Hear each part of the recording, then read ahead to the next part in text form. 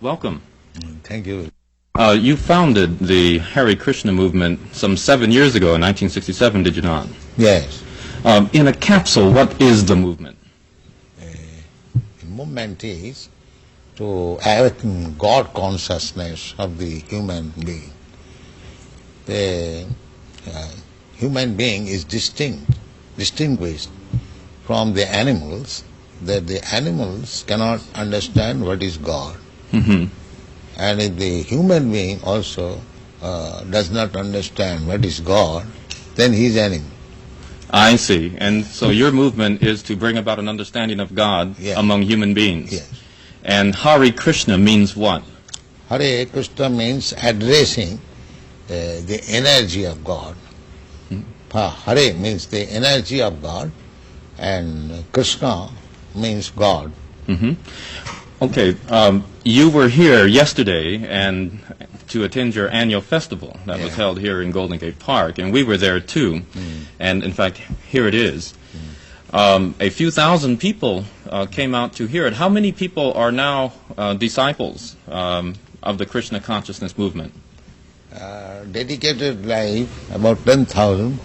About 10,000 dedicated in ones. the Western world. Mm-hmm. Your Grace, is there any significance at all in the shaved head?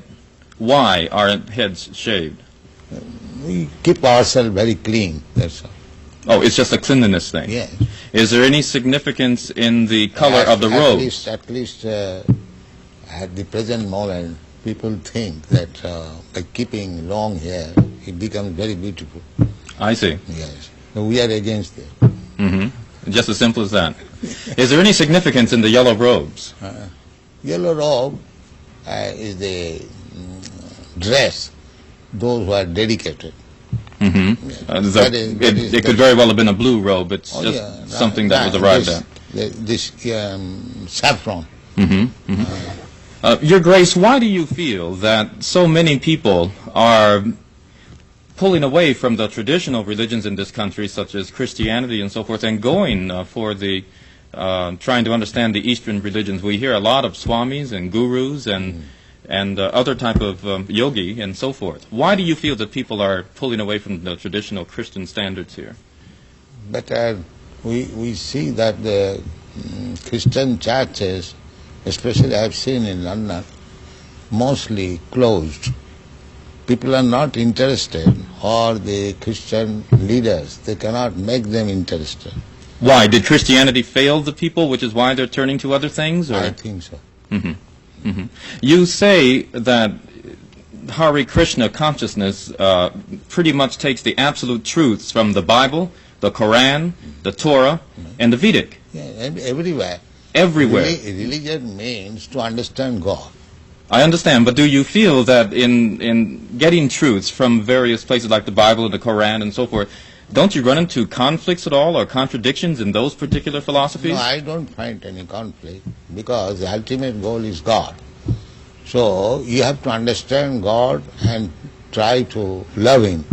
So you can go through any religious process. If the goal is attained, that you understand what is God, and you try to love Him, then your life is perfect. Why do we see so many of your followers chanting almost all the time? Chanting means to keep association with God always. So you have to audibly chant Hare Krishna? Yes. This is transcendental vibration. Just like a radio message, if you keep contact with the radio message, then you know everything what is going on outside. Similarly, this transcendental sound, Hare Krishna, if you chant, then you keep connection with God directly. Thank you very much, Your Divine Grace. It's been our privilege to talk with you and to meet you. Thank you. And hope that we can see you again when you return. Hare Krishna.